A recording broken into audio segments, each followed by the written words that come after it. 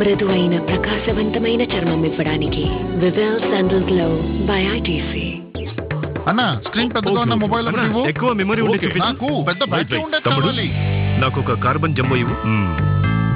నీకు తను చిన్నగా కనిపిస్తున్నాడా?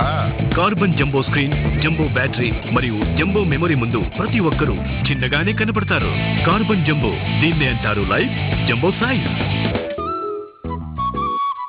డాడీ బస్ బంగారం ఎలా తయారు చేస్తారు?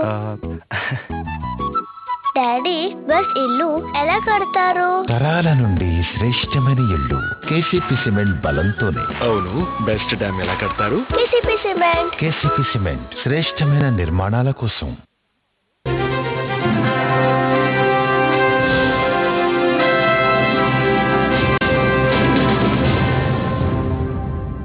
Welcome back. స్త్రీనిధి పథకం ప్రవేశపెడతా అని చెప్తున్నారు. ఈ స్త్రీనిధి పథకం మైక్రో ఫైనాన్స్ సంస్థల బారి నుంచి మహిళలను ఎంతవరకు కాపాడగలుగుతుందంటారు? వాస్తవమే, మైక్రో ఫైనాన్సెస్ ద్వారా తీసుకొని వడ్డీ ఎక్కువ కట్టలేక చాలా కుటుంబాలు చితికిపోయాయి, చాలా ఇబ్బందులు వచ్చాయి. అటువంటి వాటికి ఇది ఆల్టర్నేటివ్గా ఉండాలని ఈ శ్రీనిధి బ్యాంక్ పెట్టడం జరిగింది. ఒక బ్యాంక్ నుంచి మొట్టమొదటిసారి తీసుకున్న అప్పును కడతా ఉండేటప్పుడు కుటుంబ అవసరాలకో లేక ఇతర అవసరాలకో డబ్బు కావాల్సినప్పుడు మైక్రో ఫైనాన్స్ పక్కపోకన్నా ఈ శ్రీనిధి ద్వారా తీసుకునేదానికి ఈ కార్యక్రమం పెట్టడం జరిగింది. రెండోసారి బ్యాంకర్ ఇయ్యాడు ఇంకా అప్పు ఉంటే.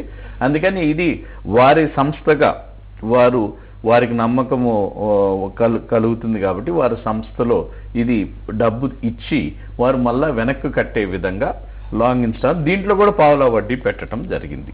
పర్టికులర్ స్కీమ్ ప్రకారము ఎవరైనా సెల్ఫ్ హెల్ప్ గ్రూప్ బెనిఫిట్ పొందాలి అంటే ఏమైనా స్పెసిఫిక్ కేటగిరీస్ ఆఫ్ యాక్టివిటీస్ అని నిర్దేశించడం జరిగిందా? పలానా యాక్టివిటీస్ కి మాత్రమే ఈ నిధి నుంచి వాళ్ళు సహాయం పొందొచ్చు అనేది ఏదైనా ఉన్నదా? దీంట్లో ఒక స్ట్రక్చర్ ఏదైతే మనకి ఎక్స్పీరియన్స్ ఉందో, గత 6-7 సంవత్సరాల్లో చేసిందే ఎక్స్పీరియన్స్ ఉందో దాన్ని అనుగుణంగా పెట్టారు. అంటే ఐ థింక్ 1 రోజు 2 రోజుల్లోనే ఇది పేపర్ వర్క్ ఎక్కువ లేకన్నా ఆ గ్రూప్లో అందరికి తెలిసిన వారే కాబట్టి ఈ మండల సమైక్య నుంచే వారికి డబ్బు ఇచ్చే విధంగా పెట్టుకోవటం జరిగింది. ఇది డిఫాల్టర్స్ లేని పద్ధతుల్లోనే వాళ్ళు చేసే విధంగా చేయటం జరుగుతూ ఉంది. ఎంత కెపాసిటీ ఉంది, రీపేమెంట్ కెపాసిటీ ఎంత అవసరం ఉంది, ఈ రెండింటినీ కూడా బ్యారేజ్ చేసుకొని ఈ మండల్ సమైక్యలు వారికి ఇచ్చేదానికి ఈ శ్రీనిధి కింద చేయటం జరుగుతూ ఉంది. ఇక్కడి నుంచి మానిటర్ చేయటం జరుగుతుంది. ఇన్సూరెన్స్ ఫెసిలిటీస్ ఆల్సో ఇంక్లూడెడ్, అవన్నీ కూడా చేసేదానికి ఉన్నాయి.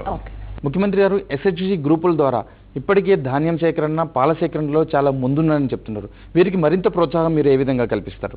మహిళలు ఏమేమి చేయగలుగుతారు అనే దాంట్లో ఇప్పుడు మనం ఆశ్చర్యపోవాల్సిన అవసరం ఉంది. ఈసారి 18 లక్షల మెట్రిక్ టన్నులు వారు ధాన్యం సేకరించారంటే నిజంగా వారికి జోహార్లు చెప్పాలి. వారు ఖచ్చితంగా పెద్ద అచీవ్మెంట్ ఇది. రాష్ట్రంలో 24 లక్షల మెట్రిక్ టన్నులు ప్రభుత్వ దీని నుంచి సేకరించేస్తే 18 లక్షలు ఐకేపీ సెంటర్స్ చేశాయి.